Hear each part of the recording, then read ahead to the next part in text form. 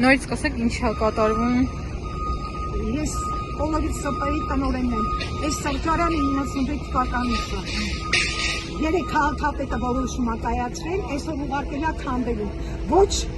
զգուշացրել են, ոչ մի բան չեն արել։ Եկա բույթը դրեցին, հավասարացրեցին զրոյի, սենց անօրինականություն բարգատ վիճակ ոնց կարելի է։ Բայց եթե անօրինական գույքը քանդում են, թող են գույքն էլ քանդեն, անօրինական է։ Իվարովին նա անօրինական է, այն վերևը։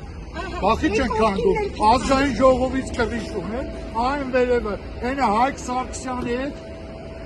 վիճաբանում էր ազգային ժողովի նախագահան, որ բանա ուզում էին հարկերը բարձրացնել, վեճեր ընկել ՔՊ-ի մեջ, բանօրինական է, թող կան քանդեն։ Ինչի սա քանդեցին մենակ, սա անօրինական չի, մենք վկայական ունեինք, խտերն էլ հիմա դատական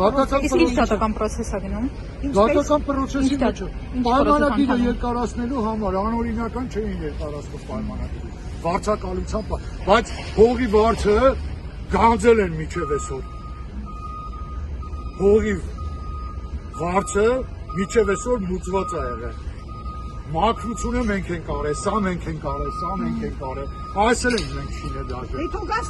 Բաս այ քանդեն, բանօրինական է, թող քանդի, խիչի քանդում։ Այն ժամանակ այգին վերանորոգելուց ասեցին սա ձեր հատվածն է, մենք չենք անելու, այս սաղ մենք ենք արել,